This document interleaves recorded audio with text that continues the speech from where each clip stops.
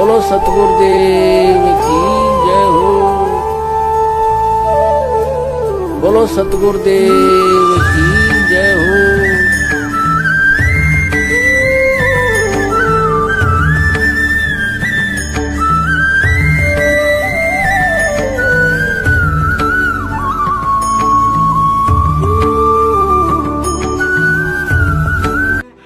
बंदी छोड़ सतगुरु रामपाल जी महाराज जी की जय हो। परमात्मा की सभी प्यारी आत्माओं को पवन दास का सत साहिब। पुण्यात्माओं, परमेश्वर कबीर साहिब जी की एक वाणी है कि कबीर का ज्ञान अटपटा झटपट समझ में ना आए, और जिसे झटपट समझ में आ जाए उसकी सब खटपट मिट जाए।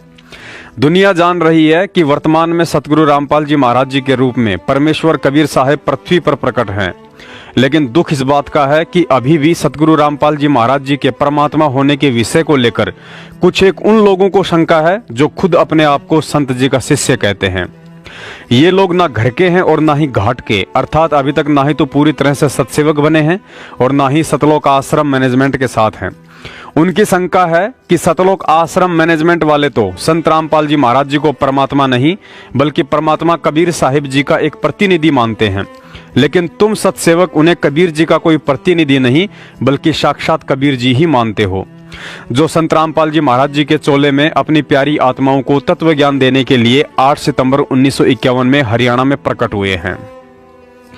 अब हमारी शंका यह है, यदि संत रामपाल जी महाराज जी ही परमात्मा हैं तो फिर उन्होंने लगभग 20-25 वर्षों तक काल उपासना अर्थात बाबा श्याम जी और सालासर वाले हनुमान जी की पूजा क्यों की।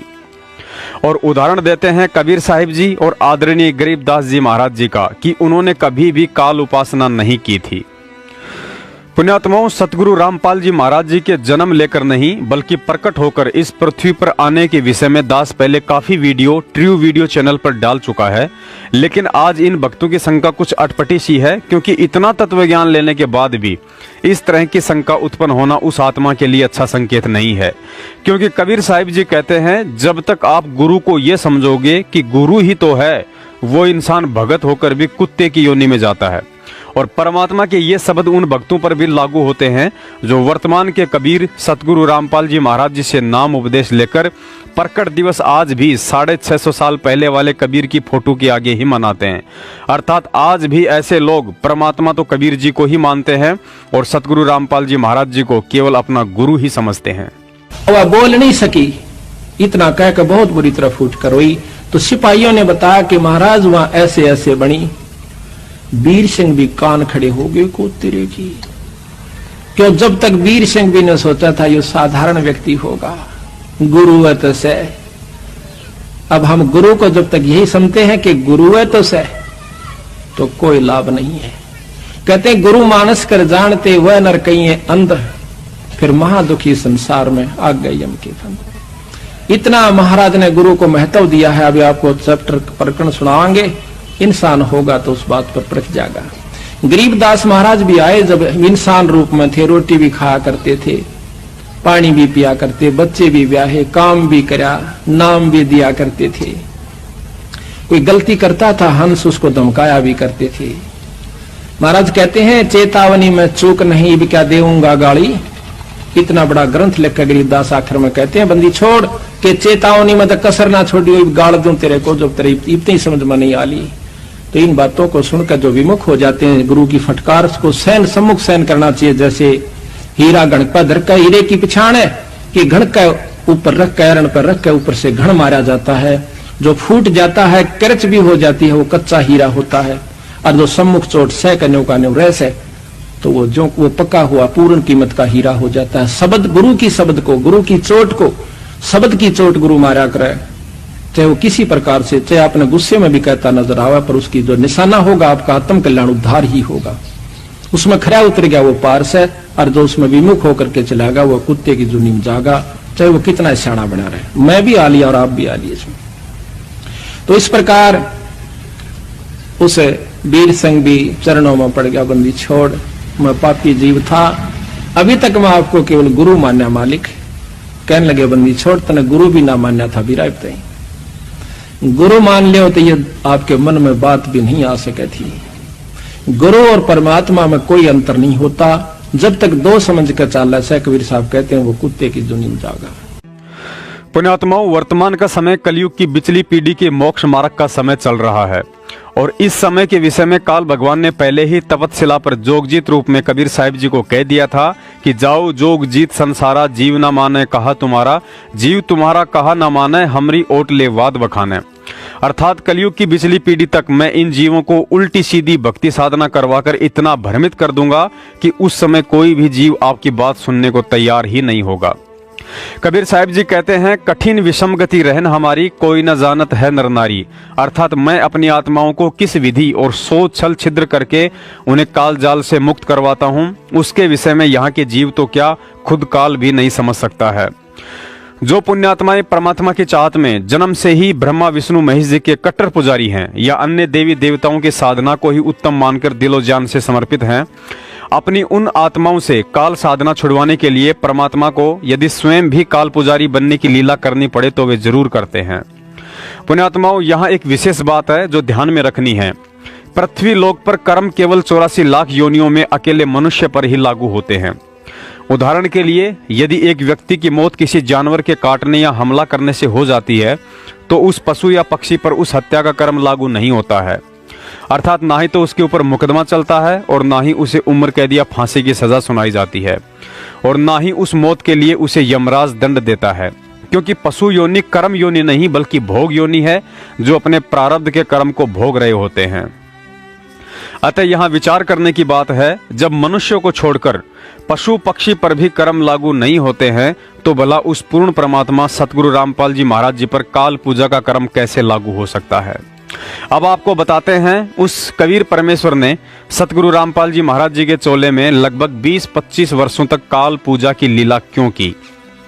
जैसा कि आपको ऊपर बताया गया है कि बहुत सी आत्माएं ऐसी हैं जो कट्टर काल पुजारी होती हैं और जब उन आत्माओं को इस सच्चे मोक्ष मार्ग का पता चलता है तो वे अंदर से टूट जाती हैं और सोचती हैं कि भले ही आज परमात्मा पृथ्वी पर जीवों का उद्धार करने के लिए आए हुए हैं, लेकिन मेरा उद्धार कैसे संभव है, क्योंकि मैंने तो अपने जीवन के 50, 60 या 70 वर्ष काल उपासना और अन्य नकली पंथों में बर्बाद कर दिए हैं। पुण्यात्माओं, अपनी उन्हीं प्यारी आत्माओं को आत्मिक दृढ़ता और काल उपासना से छुटकारा दिलाने के लिए सतगुरु रामपाल जी महाराज जी के चोले में कबीर परमात्मा ने एक लंबे समय तक काल पूजा की लीला की थी। क्योंकि जब उन आत्माओं को सत्संगों के माध्यम से पता चलेगा कि खुद संत रामपाल जी महाराज जी ने भी 25 साल तक हनुमान जी की पूजा की और यदि आज परमात्मा कबीर साहिब जी उन पर भी मेहरबान होकर उन्हें सतगुरु का दर्जा देकर पूरी पृथ्वी के जीवों का मोक्ष करने की पावर दे सकते हैं, तो भला हम तो जीव हैं, यदि आज से ही इन काल पूजाओं को त्याग कर उनकी शरण ग्रहण कर लें तो निश्चय ही हमारे आत्म कल्याण अर्थात मोक्ष में कोई धोखा नहीं होगा। और एक दिन जब उन आत्माओं को पता चलेगा कि ये तो स्वयं ही कबीर परमात्मा है तो उसके बाद उनकी खुशी का कोई ठिकाना ही नहीं रहेगा। पुण्यात्माओं, परमात्मा ने तो मुस्लिम वेशभूषा वाले जिंदा महात्मा का रोल भी किया था, लेकिन ऐसा करने से वे मुसलमान नहीं बन जाते हैं। परमात्मा ने तो आदरणीय नानक जी को अपनी शरण में लेने के लिए जिंदा महात्मा के रूप में उनसे कहा था कि हे ज्ञानी महापुरुष, मुझे भी अपना शिष्य बना लो और ज्ञान प्रदान करो। और इसी लीला के चलते कुछ ही समय में उन्होंने नानक जी को भी अपने लपेटे में ले लिया। परमात्मा ने तो काशी में सुबह सुबह 4 बजे एक 2 वर्ष के बच्चे का रूप बनाकर रामानंद जी की ठोकर खाकर अपने गले में वैष्णव कंठी माला भी पहनी थी, लेकिन ऐसा करने से वे कोई विष्णु उपासक नहीं बन गए थे।